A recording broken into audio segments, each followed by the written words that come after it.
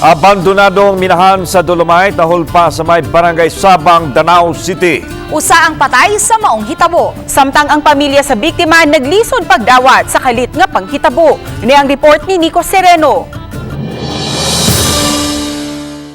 Alas 4:55 sa hapon nitong Biyernes, nahunlak ang parte sa yuta nga sakop sa Purok 3 Barangay Sabang. Giban-abanang moabot sa 2 metros ang giladmon sa apektadong dapit. Gisuhid sa mga otoridad ang lugar human giingong may natabunan sa yuta. Ang biktima giilang si Mijami Papaya, 46 anyos, nga nitan-aw niadto higayuna sa iyang babuyan. Mag-alas 10 na sa gabi nakuha ang iyang lawas o gidala pa sa ospital apan gideklarar nga dead on arrival. Pero wala itang tiray niya, no, kay kuhanan ka ng so kung siya.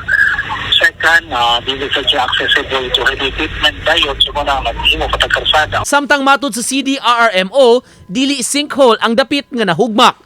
Kagahapon nag-inspeksyon sila kauban ng taga Mines and Geosciences Bureau. Ang dapit na sutang abandonado nga manual excavation site sa Dolomite diin ang pagpangubkob gisugda ni atong 1954 apan nahunong pagka 1984. Old mining ba? Yeah, mo lagi ang dunay portion dito nga medyo na cave siya. Dito ginigibutang iyang hats baboy mo to nalugpagan siya. Siguro sa katong series nga si Bulan, inana.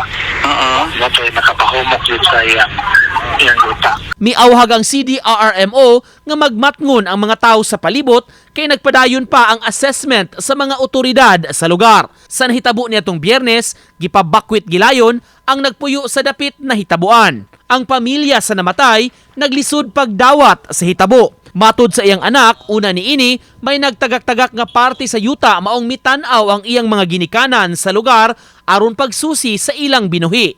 Gaway siya sa akong mama nga paarion na sa kuan kanang gawasan na ba kay kuyaw na kayo. Kuyaw na kayo kay nana may mga kuan good nanay sayon ba nga ang lango ba to kay nanay nagtagak-tagak murag pulbos bitaw. Gikasubo sa pamilya ang matud pa pagpahimos sa ubang tao sa higayon. Dunay mitumaw sa social media nga pekeng account nga nagpakaron ingnon nga iyang amahan nangayo og tabang human sa disgrasya. Ang gibutang nga number sa cellphone nga hatagan sa donasyon iya sa naghimo sa pekeng account. Di mo siya dami account din gamit ang picture sa akong papa. And nang friend request niya sa mga kuan kanang Relatives. mga relatives nangayo siya kanang hinabang ba. Kunuhay ko nung wala pa ko nung nabayaran ng funeral. Uban ni Godfrey Relien, Nico Sereno, Balitang Bisdak.